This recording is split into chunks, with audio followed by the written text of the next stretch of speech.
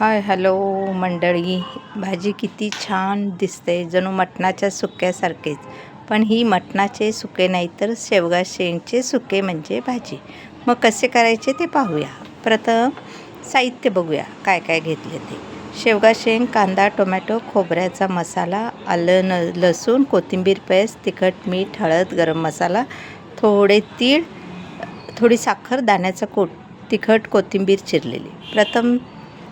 प्रथम शेवगा शेंग तिखट मीठ टाकून 15 ते 20 मिनिट शिजवून घ्यायचं आहे. चांगली फुटली पाहिजे शेंग. मग त्याच्यासाठी साधारण 20 मिनटं तरी शिजायला लागतात. अशी उकळायला लागली की नाही गॅस मोठा ठेवून उकळत ठेवा. त्यानंतर तेल गरम करून घ्यायचं आहे. तेल गरम करून त्यामध्ये कांदा आणि टोमॅटो, मी कांदा टोमॅटोच्या आधी ठेचलेलं लसूण परतून घेतलं आहे. लसणामुळे टेस्ट चांगली येते, स्वाद चांगला येतो. त्यानंतर कांदा टोमॅटो टाकून परतवून घेतलेले आहे. परतवल्यानंतर चांगले मऊ झाले पाहिजे.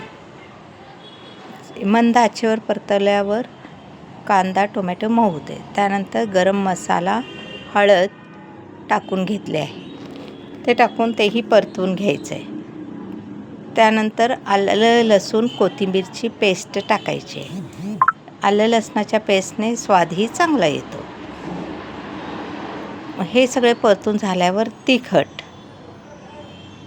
तिखट चांगले परतून झाल्यानंतर मीठ, साखर, गरम मसाला, खोबऱ्याचा मसाला टाकून घ्यायचा. खोबऱ्याचा मसाला चांगला परतला गेला पाहिजे. खोबऱ्याचा मसाला मी दाखवलेला नाही आहे, तो मी नंतरच्या व्हिडिओत दाखवेनच. त्यानंतर दाण्याचा कूट टाकून घ्यायचा आहे. अशा प्रकारे सर्व साहित्य टाकून घेतल्यानंतर तेल सुटेस्तोपर्यंत मसाला परतवून घ्यायचा. हे बघा तेल कसे सुटले आहे. त्यानंतर शिजलेली शेंग टाकून भाजी परतून घ्यायची. जेवढे पाणी होते तेवढे सगळेच टाकलेले आहे, पण तरी पण थोडा वेळ शिजण्यासाठी मी वरून थोडेसे पाणी टाकले आहे. गरम पाणी टाकावा अथवा गार पाणीही टाका चालते. ते टाकून वरून कोथिंबीर टाकली आहे. अशा प्रकारे छानशी पातळ भाजी तयार झालेली आहे. ग्रेव्ही भाजी तयार. तुम्हीही करून बघा.